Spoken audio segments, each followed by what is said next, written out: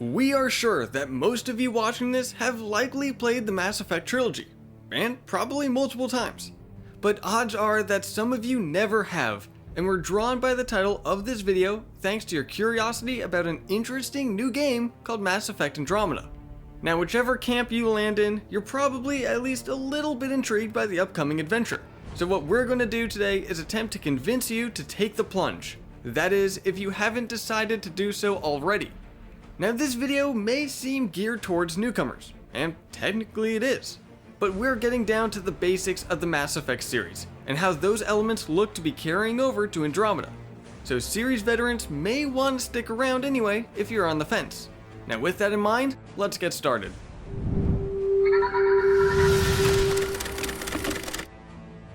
Now, to put it plainly, the Mass Effect series is a space opera.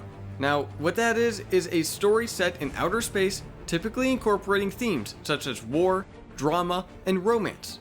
The scale is massive, having an entire galaxy as its backdrop. In the original trilogy, you were able to explore our galaxy, the Milky Way. It was a great setting for this type of story because it was grounded in reality. Humanity had just joined the galactic stage, having first encountered sentient alien life some 30 years prior. Now, of course, there was conflict, but in the grand scheme of things, most species got along pretty well. Now, they would have to in order to take on the main bad guys of the game who threatened the entire galaxy's existence. This helps explain the gameplay. Mass Effect is a third-person shooter, but it's a third-person shooter that has some RPG elements, where you earn experience and level up attributes and abilities as you progress through the game.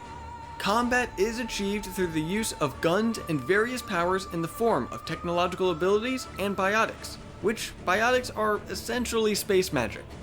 Battles occur in real time, and while the original trilogy gave the players the option to pause and issue commands to squad mates, Andromeda looks to be removing that function, making the whole ordeal more action-based. Now, we obviously have not played the game yet, but you can rest assured that Andromeda will likely be the most polished game of the series yet in terms of combat. In Mass Effect Andromeda, the story is poised to be less about survival and more about exploration. So if that appeals to you, bam, there you go. Right there is a great reason to take a look at this fantastic game. Before the events of Mass Effect 3, the races of the Milky Way galaxy came together and began the Andromeda Initiative. The purpose of this collective was to send a large groups of ships and people to the Andromeda galaxy in order to attempt colonization. Aside from the obvious intrigue of exploring an entirely new galaxy, this ensures that the events of the original trilogy will have little to no bearing on what you get out of the new game. So while we will always recommend you play the previous 3 games, it won't be essential to understanding what is going on. And of course, if you do feel lost, BioWare has always been good at explaining lore and backstory through readable codex entries and various interactions throughout the game. Now, part of the series' appeal comes from various hubs where players can go to interact with non-playable characters, pick up side missions, or, just simply walk around taking in the atmosphere. In the original trilogy, this role was mainly fulfilled by the Citadel, a massive space station where all the sentient spacefaring species of the galaxy could take care of business or pleasure. Now, to a lesser extent, your main ship, the Normandy, also served this purpose to a certain degree. You could explore it at your leisure, talking to your crew and learning more about the universe in between missions. In Mass Effect Andromeda, hubs look to be making a return. And that is not surprising, as they are a key part of what makes a Mass Effect game. This time though, our main hub appears to be the Nexus, whose appearance seems to be based on the Citadel. The purpose of the Nexus is to be the base of operations for the Andromeda Initiative. It is unknown though just how deep the similarities will be between the 2 stations, but suffice to say, if you decide to play the original trilogy first, odds are that the Nexus will end up feeling pretty familiar. And you will also have the Tempest, which is the Andromeda version of the Normandy, where the player will be able to walk around just like they did the Normandy, talk to their crewmates, and learn more about them. Now, let's not forget to address what many consider to be the best part of any BioWare game, the characters. BioWare has always been consistently adept at creating believable, enjoyable characters for their games. and Mass Effect contains arguably some of the best. However, what sets this series apart from other games and stories are the aliens. You will find yourself sympathizing with characters and reading their facial expressions even though their faces aren't even remotely similar to humans. Granted, this does not apply to all the aliens. Some have decidedly humanoid facial features, though the blue skin and head tentacles ensure that you will never confuse the two species.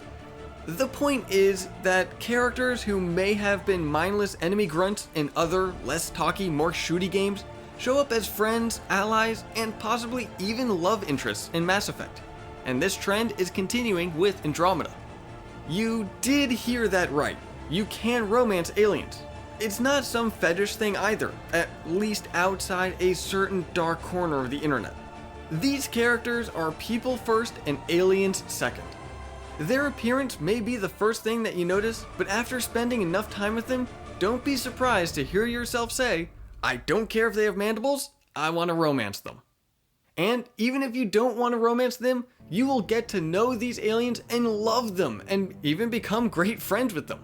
Combine that with the ability to customize the main character's appearance and gender, and suddenly you are playing an incredibly personal experience. No two players will have the exact same playthrough. Now, sure, they may have identical characters and might make similar choices, but as you play the game, you will feel like this is your own thing.